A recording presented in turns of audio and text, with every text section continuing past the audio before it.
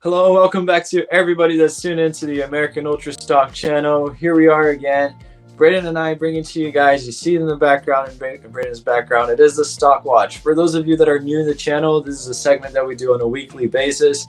A little bit of a delay in this one. Braden was a little bit ill. We'll be wishing that he gets a full recovery soon. But let's get straight to business. We analyzed the players who did well enough to earn a stock up or disappoint and get a stock down in terms of USMNT prospects. We're somewhat close to the next camp. So Braden, straight away, who's the first player that you pick on the stock up list? So my first player is going to be Luca De La Torre.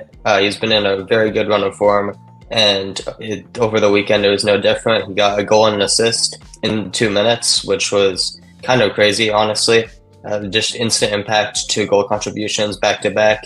And yeah, he's been absolutely flying for Celta Vigo. He made the team of the week for La Liga in several different newspapers and sources. So I think he's really firmly put himself in contention for maybe even a starting spot. I mean, the backup 6, I'm not saying he is a 6. I don't think he is. He's been playing more of a left mid for Celta Vigo.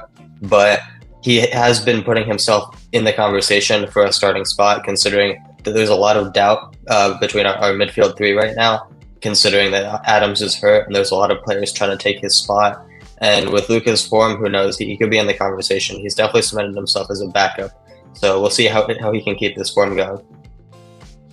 Yeah, I think that Luca has been really impressive. And that was right after I called him out on the stock down for not having a good season so far. So thank you, Luca. But moving on to my first pick, it's Pfok. I think that Pfok has done so well this season. 4 goals, 2 assists, a really good season for him. And most of those goal contributions have come as of late. When he started getting more minutes, he averages just 20 minutes more than Balogun in the season. They both have a similar amount of games. I think Balogun has 1 less game. But this stat on why I'm picking him on stock up, especially because he hasn't been in the picture for such a long time. We are stacked now, not stacked, but we are considerably better in that department with strikers.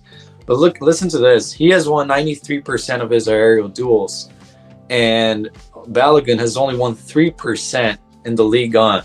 So I think based on the way that Greg plays, you can check on the stats. It's out there for everybody to see. I think that Pfok suits the play style a lot better since we like to lump in crosses with Greg, and he's been on fire. Let's reward him with something because he's a top 5 league striker and he's getting lots of goals. But on the less brighter note, on the sour note, Braden, who's the first one who gets a stock down? It's definitely an interesting stat, and I think the same thing could be said about Brandon Vasquez as well. Similar types of players. But my first stock down is going to be Chris Richards. He hasn't really been doing too well as of late. It was nice to see him getting put into the starting lineup as a key player as of recently, the last couple, like 10 games or so under Hodgson. But he's been playing out of position despite starting. He's either in the midfield or playing as a right back, sometimes playing as a right center back in a back 3. He's never playing a center back in a lone duo in a back 4, and I don't know if he ever will. He did get injured, so maybe he could slot in there, but once he's back, Palace did just buy a new CDM and a new right back in the same window to shore up that position, showing that they're not too confident about Chris Richards, and rightly so, honestly. He struggled against Sheffield, probably the worst team in the league, one of the worst teams the Premier League has seen in a long time, and he struggled in the last game as well against Brighton, a 4-1 loss, where he started in the midfield, got shifted back to center back after Gahey's injury, and it didn't really get better for him, even though he was playing in position. I struggle to see where the form is going to come from in this Palace team. They're completely incompetent in general as a whole, and Richards hasn't really been an outlier, to say the least. So I think in the summer he's going to need to get a move, especially if Hodgson is going to stay the manager. He's a fossil. He doesn't know what he's doing, and especially if they're going to keep both Gahey and Anderson, there's no place for Richards in the team. Yeah, I think they're a bad team overall, way worse than they were in the previous seasons, and they're led by a dinosaur, so it's a tough situation for Richards.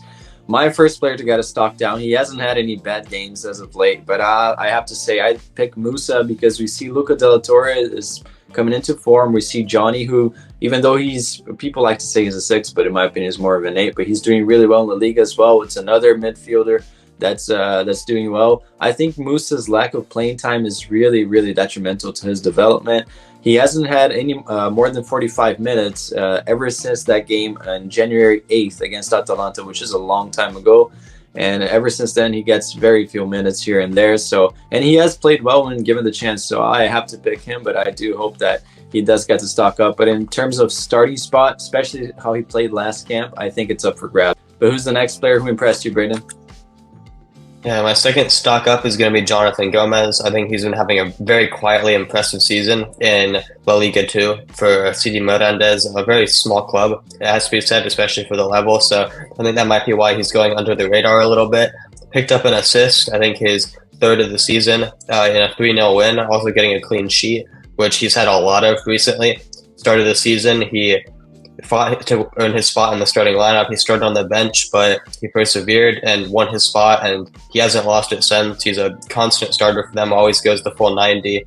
And I think, honestly, he's working his way up in the conversation for backup left backs because he's in a similar quality league to other players like Christopher Lund and Nathaniel Brown. They're all in second divisions across Europe, and they're all having pretty similar seasons. So I think any three of them could be considered or picked for the backup left back spot. And I think Jogo, after having a couple of stock downs earlier this season because he couldn't make the Olympic camp because his club wouldn't release him, I think his season's back on a high note. Yeah, it's definitely encouraging to see, especially since he was a big part of the U20s World Cup. But we have the Olympics coming up. It's nice that he's picking up form there. And yeah, very impressive and very quiet season in terms of hype around him. I think the fan base has been sleeping on him. Now, moving on to my next stock up, I'm picking another striker, Josh Sargent. This is not an anti-Belgian agenda, but I think that Sargent has been doing so well lately. Ever since he got back from injury, it just makes you think, if he never got injured, would he be going possibly aiming for 20 goals this season? I think that Norwich are looking good. Sargent's doing really well. And I will say this, even if they don't get promoted, I think that Sargent might just find himself in the Premier League next year. I think that he's been doing enough, would be a cheap alternative option. There's American marketing right there as well behind him, which, let's say, it's fair to say English clubs look towards to. So I think that Sargent deserves this, and he deserves a call-up too. So yeah, we're definitely thinking about it and have come a long way in the striking depth. Now moving on to the next player that you picked, Braden, for a stock down. Yeah, my second stock down is going to be another center back, just like Richard. It's going to be Austin Trusty. Sheffield United are just so bad. And it's not all Trusty's fault. Like, he's just kind of a part of the team. And it's not like he's making too many mistakes. I think he's actually had an all right season. But against Crystal Palace on Tuesday, he got cooked by Michael Elise time and time again. I mean, Elise is a very good player, but still, he was just making Trusty look absolutely silly. And then conceding 5 to Villa on the weekend as well. Sheffield are just an absolute shambles, and I think, honestly, going down to the championship is going to be good for Trusty because we saw how good he was for Birmingham there last season, and now that he's going to be in the same league but fighting for a promotion, I think it's going to be a much better challenge for him than this, where they're just getting battered every week. So it has to be a stock down for now, but honestly, it could be a blessing in disguise for next season. Yeah, absolutely. I think that it's very unfortunate that the club is a mess. I don't think that they prepared for the season at all, really, and it's sad, but I agree with you. I think that Trusty is going to have a bounce back next season.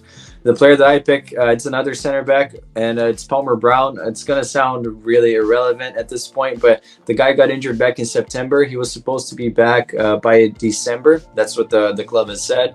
We're moving on to February, and there's still no news around him. It seems like he got a setback last week, and then now his provisional comeback date is in March, which is a long time, really. He was doing really bad prior to getting injured as well. And I think that overall the European adventure has probably come to an end for Palmer Brown. I think that during the summer he's going to come to the MLS, and I think that's fair. Or just go around in lower leagues over there. But I have to pick him because a spot for center back was also up for grabs, really. Let's say we're really short back there. But what's your next pick? My final stock up is a no-brainer. It has to be Taylor Booth getting his first career hat trick for Utrecht against his brother, no less, who also scored his first professional goal in that game. So congrats to both of them. What a game, what a battle between the two. But Taylor did come out on top, showing why he's the older brother with more experience. And yeah, it's just great to see because he's been having an off season. He got the injury that had him out for a while, and he wasn't really the same player ever since. But I guess playing against his brother just lit a fire against inside of him, and he just honestly he just played so well. All three goals were great, and hopefully he can just continue to carry this form into the rest of the season because Utrecht really need it. They've been struggling for a while this season, and I think it's because Taylor Booth has been having an off year, whether he's been injured or just not been performing as well. So I think this hat trick is really going to help him to re-get his form back on track. Yeah, and it's nice to see how the fans showed him a lot of love towards the end of the game as well. Really nice, and I hope that it's a catalyst for change really in this season for him.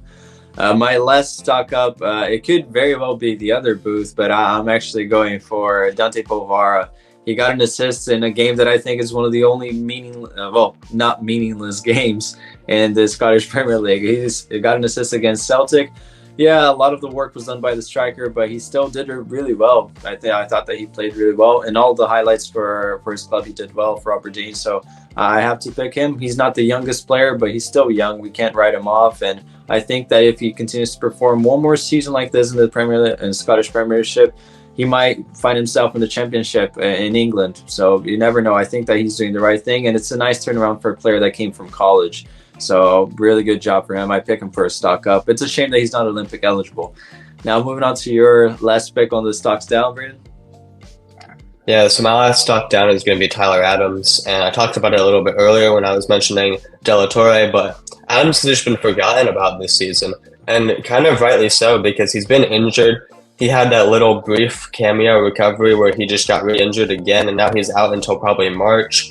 And with the emergence of Johnny Cardoso with Real Betis and Leonard Maloney having a very quietly solid season with Heidenheim, overachieving what everyone thought they'd do in the Bundesliga, and players like Luca De La Torre and Yunus Musa who could also be put at the sixth position, I think Adams is just slowly slipping down the pecking order. And it's crazy to think about for a player who captained us at the World Cup, but honestly, unless he comes back at the same level, I don't think he's going to be in contention for a starting spot. He'll still be on the bench as a backup player, but he's not going to be at the same level that he was before the injury. So honestly, I think his starting spot could be gone.